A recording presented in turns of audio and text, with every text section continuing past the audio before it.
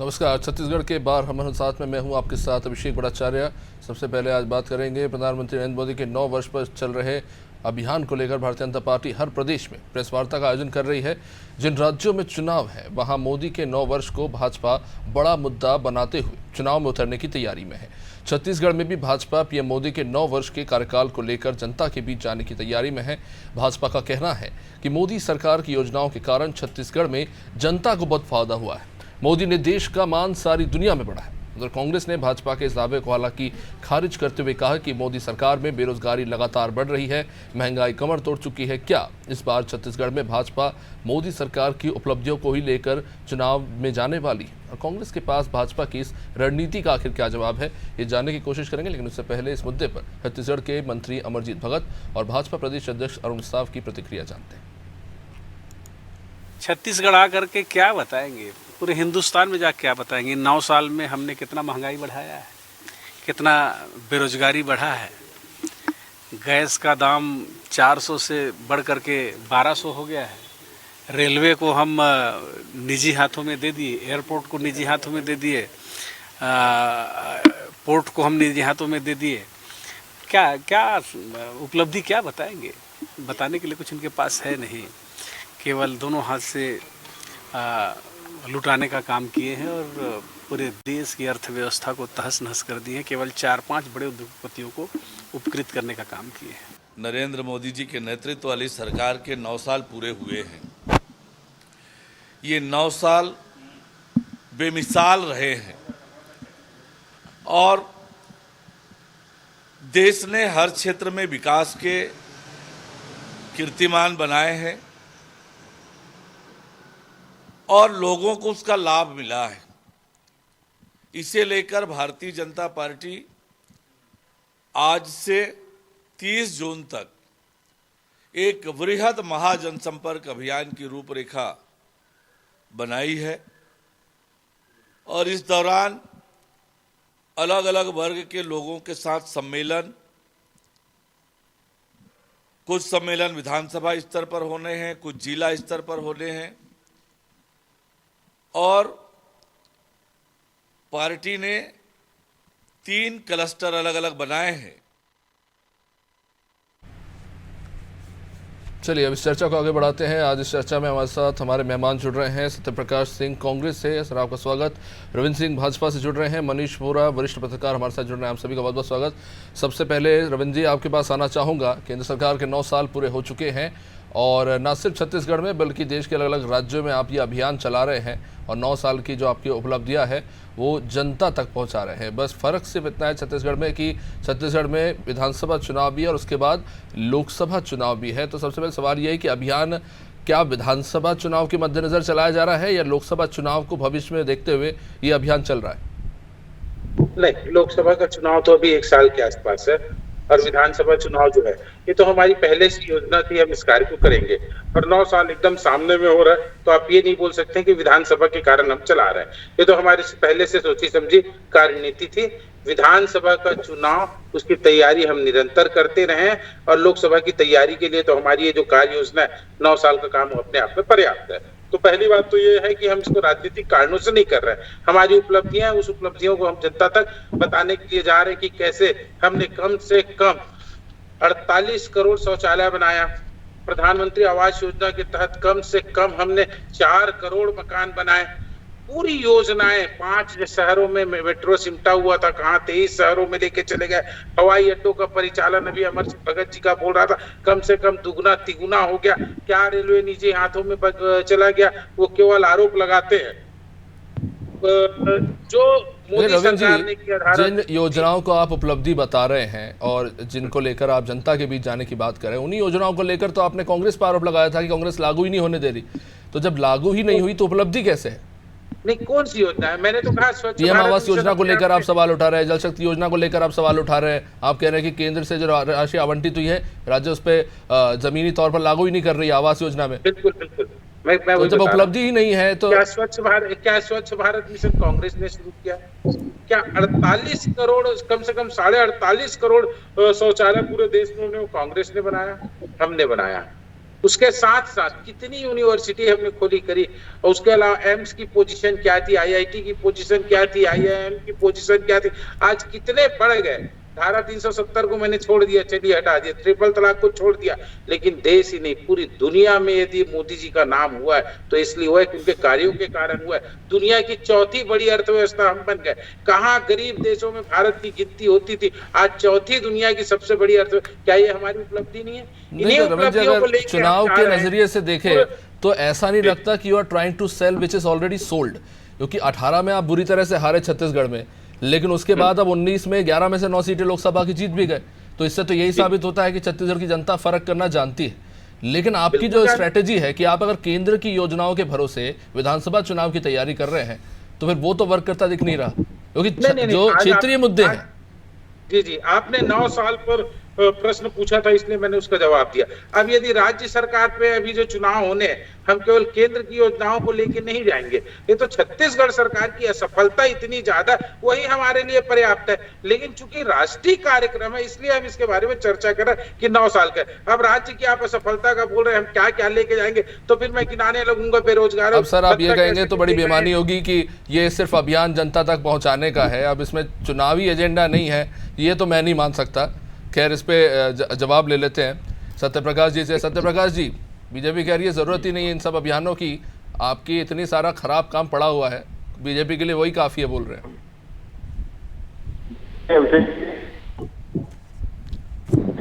ये बीजेपी चुनाव देखिए, जैसे मैं है 9 साल तो मैं पकड़ना चाहूँगा, लेकिन मैं सबसे बड़ा अर्थव्यवस्था से समझ में आता है कि आपका देश का प्रधानमंत्री आपको देश को किस तरफ लेके जा रहा है, किस दिशा में लेके जा रहा है।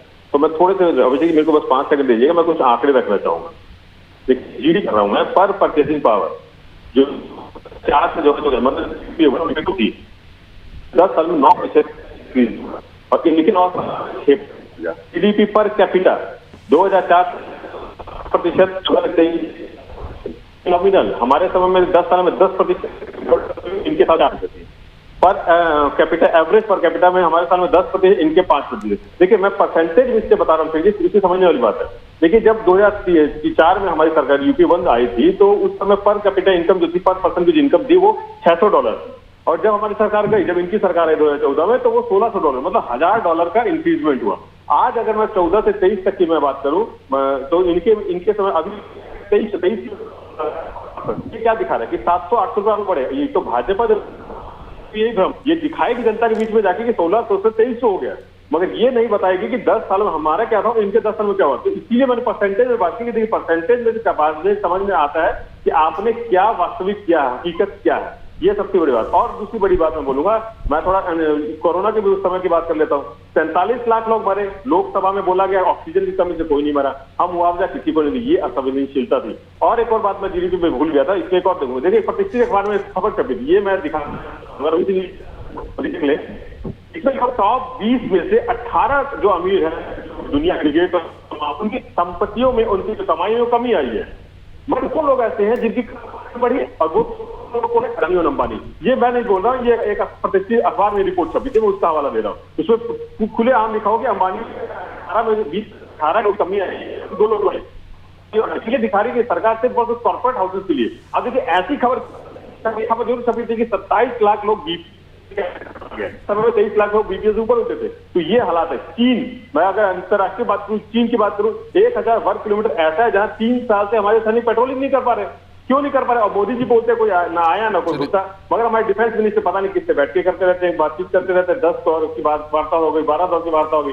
अभी ऑस्ट्रेलिया से आते हैं, उसका बैन हो जाते हैं हमारे यहाँ के स्टूडेंट कि भाई यूनिवर्सिटी में पढ़ नहीं सकते। तो ये हालात है देश के। और एक बार बहुत अच्छी बात शौचालय की बात की थी, शौचालय में इनके एमपी में ही, देखिए आपके चैनल पे भी मैं देखा था, इनके एमपी में कितना घोटाला हुआ था। जमीनी स्तर पर शौचालय नहीं थे और कागजों पर शौचालय बन गए थे, सबसे बड़ा घोटाला हुआ है। और कोविड के दौरान की मैं बात करूं, मनरेगा जो सबसे ज्यादा जिसमें जॉब दिया, जिससे ये तो आपने कोविड के दौरान उसमें भी बजट में कटौती की गई। आपने केंद्र की बात कर दी, लेकिन मैं छत्तीसगढ़ पे आऊंगा। लगातार ये आरोप लग रहा है आपकी सरकार पे कि केंद्र की जो योजना है उसमें जो बजट आवंटन होना चाहिए, जो राज्य की हिस्सेदारी है वो की नहीं जा रही है। इसके चलते ये जो योजनाएं हैं वो प्रभावित हो रही है, जनता तक पहुंच नहीं पा रही है। अलग अलग योजनाओं को लेकर लगातार ये आरोप लगाए हैं। अरुण साहब ने हाल ही में जो 27 सवाल दागे थे उनमें प्रमुख रूप से ये सवाल थे। हर योजना यहाँ चल रही है, सबसे बड़ी बात है कि जब से मोदी आई है उसमें क्या रही है, मतलब राज्यों को देने की जो पचास की बात कर दी, 40 से 25 कर दिया जाता है। सत्यप्रकाश जी, आपके ऑडियो में कुछ डिस्टर्बेंस आ रहा है। हमने राजस्व जितना हमारा बनता 21 करोड़ पर योजना हम तो आगे बढ़ के देते हैं, बल्कि ये नहीं देते। एक साल सत्यप्रकाश जी, आपके ऑडियो में कुछ डिस्टर्बेंस आ रहा है, मैं आपके पास थोड़ी देर से आता हूँ, आप एक बार ऑडियो चेक कर लीजिए, ऐसे कुछ डिस्टर्बेंस आ रहा है। मनीष वोरा जी, ये बड़ा दिलचस्प मामला है, खासतौर से केंद्र और राज्य की योजनाओं को लेकर हम लगातार ये देख रहे हैं। ये सिर्फ छत्तीसगढ़ तक सीमित नहीं है, चाहे विपक्षी दलों की जहाँ जहाँ पे भी राज्य में सरकार है, चाहे पश्चिम बंगाल हो या दिल्ली हो, वहाँ पर लगातार ये आरोप लगते हैं वहाँ की सरकार पे कि केंद्र की जो योजना है उसमें राज्य अपनी हिस्सेदारी जो है, जो उनको राशि अनुदान आवंटित करनी चाहिए वो नहीं की जा रही है। तो ये लगातार आरोप छत्तीसगढ़ में भी लग रहे हैं। इन आरोपों में कितनी सच्चाई, क्या ये और भी कारण है जो सामने नहीं आ रहा है या राजनीतिक दल इससे सामने रखना नहीं चाहते?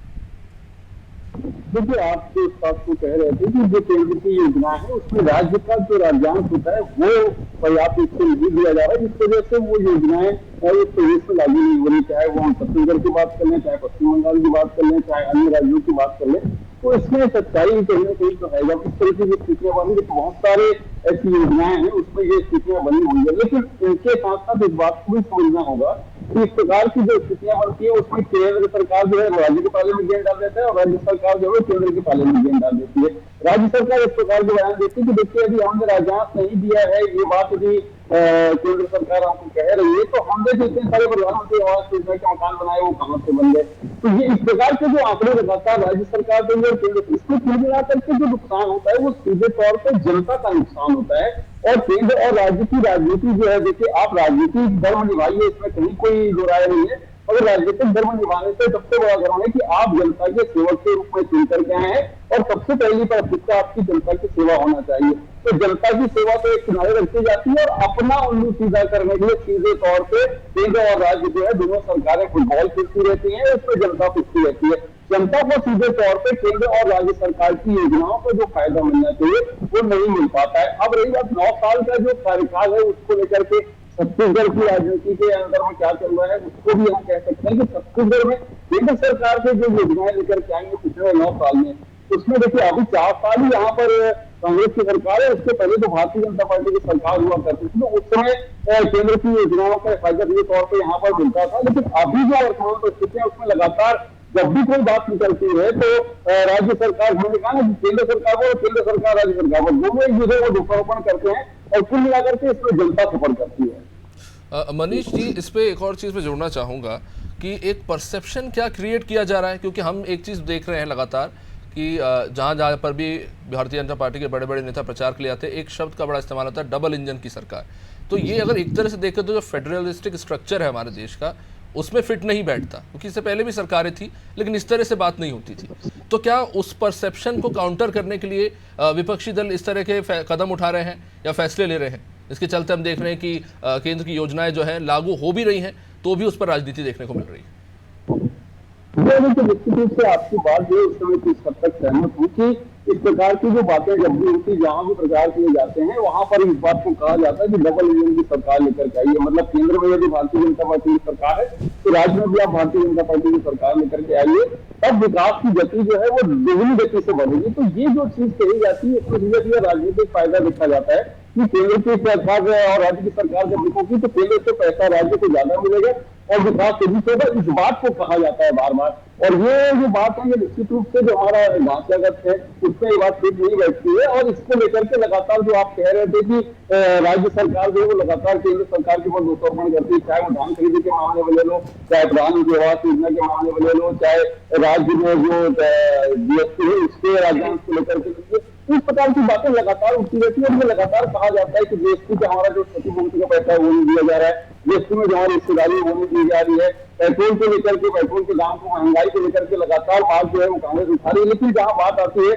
कि केंद्र और राज्य के बीच में सामंजस्य बैठा करके सीधे तौर पर जनता को फायदा देने की जब बात आती है तो दोनों तरफ अपना पल्ला गाड़ के किनारे हो जाते हैं। केंद्र कहता है कि राज्य दे, राज्य कहता है कि केंद्र कहे, लेकिन दोनों जो है वो किसी भी रूप में जनता को राहत देने का प्रयास नहीं करते हैं। तो ये जो स्थिति है इसको बचने की आवश्यकता है। सीधे तौर पर जनता को कैसे हम राहत दे सकते हैं, क्योंकि जो पूरा अभी वर्तमान जो परिस्थितियां बनी, कोरोना काल के बाद जो स्थितियां बनी, उसमें बहुत स्थिति ऐसी है कि लोगों को रोजगार नहीं मिल रहा है। इसके साथ साथ यदि हम दूसरी बात करें तो अर्थव्यवस्था जो है वो देश की ठीक है, ये बताया जा रहा है कि जीडीपी है, ये सारी चीजें दिखाई जा रही है। आंकड़ों की बात जी, लगता है कुछ संपर्क टूट गया है। सत्यप्रकाश जी, आपके पास आना चाहूँगा। तो क्या इस बार फिर से कांग्रेस इतिहास दोहराने जा रही है? क्योंकि 2018 में आप जीते थे विधानसभा चुनाव और फिर 19 में हार गए, तो क्या इस बार भी वही रहेगा, 23 में जीतेंगे और 24 में हारेंगे?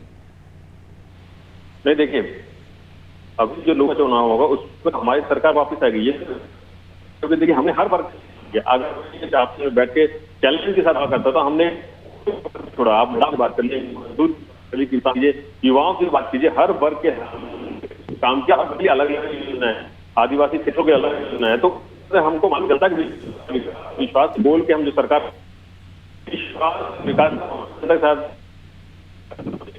प्रियंका गांधी जनता का जो विश्वास है तो सरकार और बढ़ाया।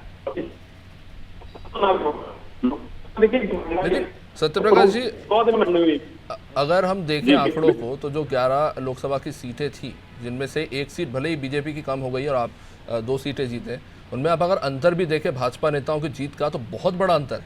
और कांग्रेस के जो 2 नेता जीते हैं उनका मार्जिन 30 से 35 हजार का है मात्र। तो अलग ही दिख रहा है उसमें। एक साल पहले जो राज्य के जो लोग इतनी बड़ी बहुमत से कांग्रेस को जिताते हैं, वो इतने ही बड़े अंतर से लोकसभा में आपको हरा भी देते हैं। देखिए ये तो लोकतांत्रिक देश है, मगर मैं अभी जो आप अभी आप बात कर्नाटक में धर्म के नाम जनता अब जागरूक हो चुकी है, उनको मालूम है महंगाई कितनी है, बेरोजगारी। आप देखिए बेरोजगारी है, आज रोजगार फटक है, रोजगार महंगाई बेरोजगारी, और अब अभी स्वास्थ्य की हालत ये मालूम है ना। आज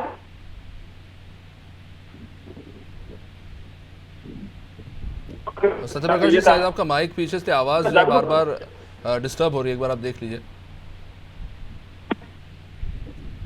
हेलो, ठीक है जी, अब बोलिए। तो बोलो कि देखिए महंगाई जनता तरफ हो गई। आपको मालूम है कि हमको क्या जनता अरे बहुत ज्यादा डिस्टर्ब नहीं आएगी। ये पहले धर्म के नाम पे राजनीति करके बांट ले, मगर देखिए कर्नाटक में क्या हुआ सबके सामने है।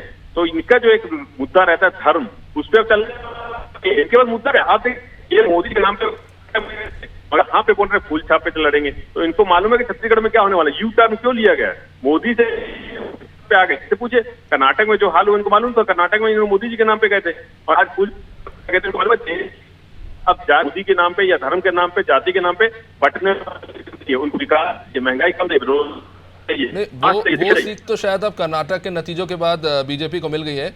रविंद्र जी, लेकिन एक सवाल जरूर है कि क्या सिर्फ केंद्रीय मसलों मुद्दों के साथ ही और जो आपकी योजना है केंद्रीय उसी के साथ आप जाओगे? क्योंकि कहा यह भी जा रहा है कि आपके पास वो चेहरा नहीं है छत्तीसगढ़ में, इसलिए प्रधानमंत्री मोदी के भरोसे ये चुनाव लड़ा जा रहा है। और इस पे सवाल ये भी है कि 2018 में जब आप चुनाव हारे थे तब 4 साल हो चुके थे केंद्र में बीजेपी की सरकार के, आप बड़ी बड़ी योजनाएं आपकी तब फैसले लिए भी थे केंद्र ने, तो उसका फायदा तब 18 में नहीं मिला, तो अब 23 में क्यों मिलेगा? देखिए, सबसे बड़ी बात है राज्य और केंद्र का चुनाव बहुत अलग होता है। राज्य का जो चुनाव था 2018 का, हम 3 बार सत्ता में रहे, 1 बार नहीं, 2 बार नहीं, 3 बार, और 3 बार राज्य में डॉक्टर रमन सिंह की सरकार के जो कार्यकाल की उपलब्धियां थी, लेकिन वो गायब है। रमन सिंह की तो बात ही नहीं हो रही है। नहीं, मैं राज्य की बात कर रहा हूँ। आप राज्य में 2018 के चुनाव के समय हम केंद्र से क्यों हारे बोल रहे हैं, केंद्र में सरकार आने के बावजूद? कारण क्या था हम छत्तीसगढ़ में 2018 में क्यों हारे, सुन लीजिए। क्योंकि ये पूरी तरह भ्रमित करने वाला जन घोषणा पत्र बनाए थे। आप देख लीजिए ना, अभी शराबबंदी हुआ ना, क्या कहते हैं 2 साल का बोनस दिए ना, विधवाओं को पेंशन दिए। तो एक्चुअल में हुआ क्या था 2018 में? इन्होंने पूरी ताकत लगा दी जनता को बरगलाने के लिए और उसी के अनुरूप घोषणा पत्र बनाए। लेकिन काट की हांडी एक बार चढ़ती, बार बार नहीं चढ़ती। इनके पूरे कारनामों को रविंद्र जी, ये ठीक लगता है ये कहना कि जनता को बरगलाना? क्या जनता मूर्ख है? उनको अंदाजा नहीं है इस बात का? सुनिए, भारत के लोकतंत्र की सबसे बड़ी विशेषता है कि यहाँ का मतदाता बहुत परिपक्व है। वो सच्चाई को और अच्छे तथ्यों को समझती है कि कौन कार्य कर रही, कौन कार्य नहीं कर रही है। इसलिए जब इन्होंने घोषणा पत्र में किया, झूठे झूठे बड़े बड़े वादे किए, तो वो सरकार उस समय जनता भ्रम में आ गई। और अभी देखिए, इन्होंने शराबबंदी के लिए कहा था। कल भूपेश बघेल जी ने क्या कहा है कि शराबबंदी हम तब तक नहीं कर सकते जब तक जनता की इच्छा नहीं होगी। अभी हम इसके प्रक्रियाओं का अध्ययन कर रहे हैं। आप क्या कह रहे हो? क्या आपने शराबबंदी करते समय इन सब चीजों का अध्ययन किया था? कितने प्रकार की बातें कर चुके हैं। मैं बोल रहा हूं, उनके घोषणा पत्र की वादे ही पूरे नहीं हुए। और भ्रष्टाचार की खदान है। हम तो लोहा का खदान जानते थे, छत्तीसगढ़ में कोयले का खदान जानते थे। अब एक भूपेश बघेल आ चुके हैं भ्रष्टाचार की खदान और झूठ की खदान खदान के रूप में। तो क्या है, इनकी असफलता ही हमारी सफलता का कारण बनेगा। हम तो इनकी असफलता को जनता तक ले जा रहे हैं। केंद्र सरकार की उपलब्धियां वो समय बहुत सीमित है। सत्यप्रकाश जी, जल्दी से इस पे जवाब दीजिए। वो अपनी जगह है, पूरी तरह असफल और निराश सरकार है। देखिए, एक इसमें जोड़ना चाहूंगा, 10 लाख लोगों को रोजगार देने का वादा आपने किया था। ग्रामीण क्षेत्रों में तो आप गोबर के ऊपर राशि उपलब्ध करा रहे हैं, अब शहरों में तो गोबर भी नहीं है, वहां पे रोजगार आप क्यों उपलब्ध नहीं करा पाए? एक बड़ा सवाल है। शहरी बेरोजगारी एक बड़ा मसला है छत्तीसगढ़ में।